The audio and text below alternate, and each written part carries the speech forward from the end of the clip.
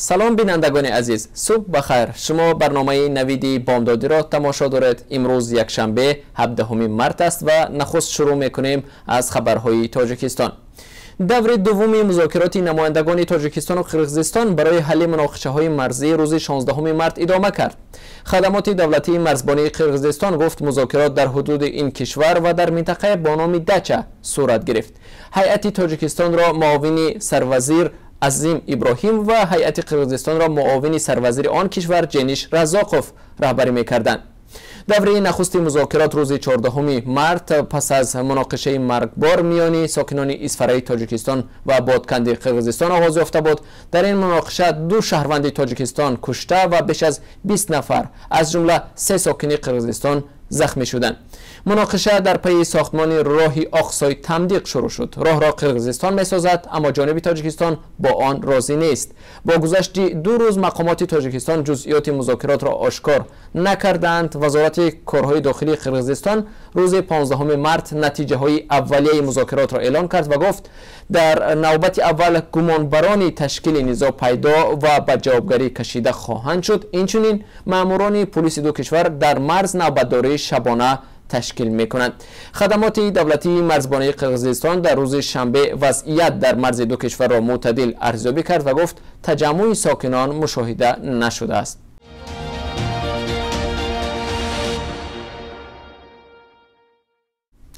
یک تبعی آذربایجان شهروند تاجیکستان را در یکی از قهوه‌خانه‌های مسکو از ناحیه آلات جنسی مردانه‌اش پرانده است. شهروند مجروح شده تاجیکستان را برای معالجه به شفاخانه انتقال دادند.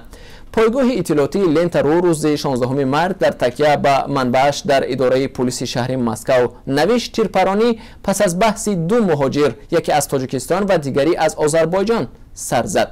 موضوع بحث 2 جوان در قهوه‌خانه دختر شده است که هر دو هم می‌خواستند با او رقص کنند. این بحث به ماجرا پیچیده جوان آذربایجانی تاجیک را به بیرون از بینای قهوه‌خانه فرا می‌خواند و همین لحظه از جیبش تپانچه تروماتیکی را برآورده راست به آلات مردانه تاجیک تیر خالی می‌کند. در پی تیرپرانی شهروند تاجیکستان مجروح گشته به بیمارخانه انتقال یافت.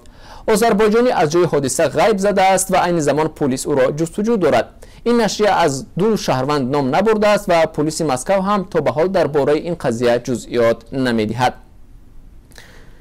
عالمان تاجیک در یک پژوهشگاه از تاجیکستان خواستار کم کردن سرشمار چاروا شدند. بنابر پیشبینی عالمان سرشمار چاروا در تاجیکستان تا حد زیاد شده است که چراگاه‌ها برای خورانیدن آن کافی نیست. عالمان میگویند اگر سرشمار چاروا در کشور کم کرده نشود حدود 4 میلیون گکتار چراگاه‌ها بیابان میشوند.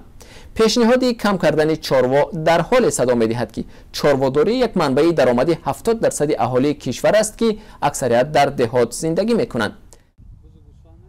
عالمان تاجیک از افزایش شمار چاروا و تنگ شدن حدود چراگاه‌ها در کشور اظهار نگرانی می‌کنند.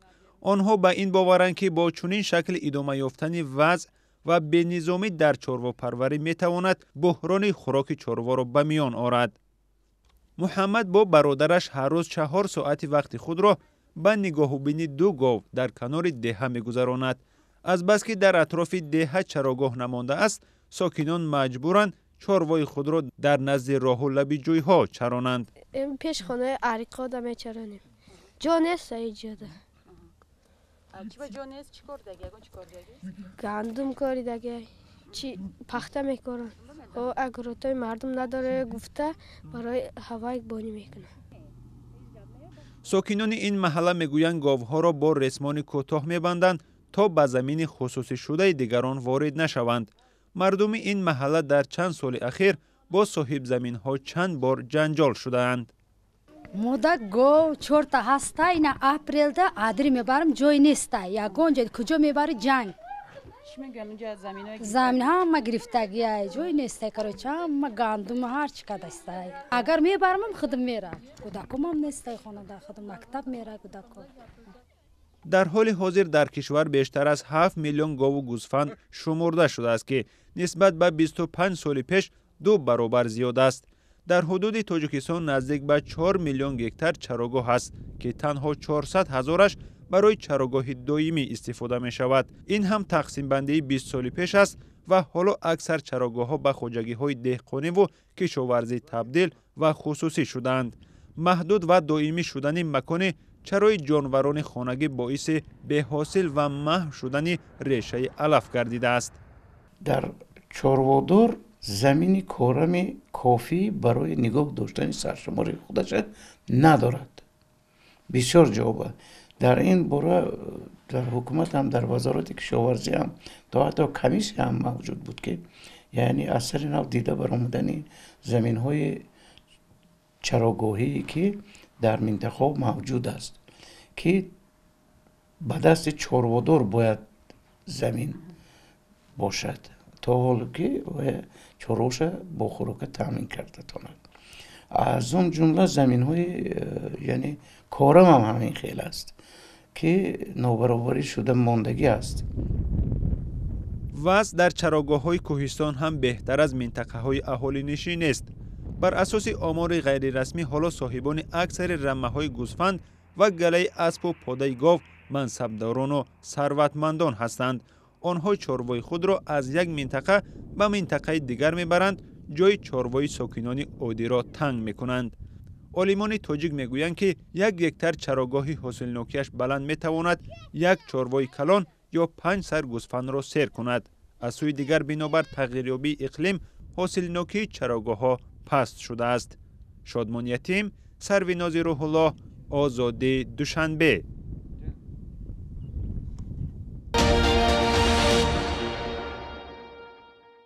برنتن ترانتی 27 ساله استرالیایی که به حمله بالای 2 مسجد در زلندیای نو متهم است روز 16 مارس بار نخست در دادگاه حاضر شد. او در دست زولانه و در تن لباس سفید خاص زندانی ها را داشت. دادرس دادگاه کرایست چرچ شهری که روز 15 مارس بالای 2 مسجد حمله صورت گرفت برنتن ترانت را رسما به قتل متهم کرد. ترانت با اعلان اتهام قتل هیچ واکنش نشان نداد و تا 5 اپریل در بازداشتگاه خواهد ماند. روز جمعه بر اثر حمله تروریستی به 2 مسجد در شهر کرایست چرچ زلندیای نو 49 نفر کشته و 10 تن دیگر زخمی شدند.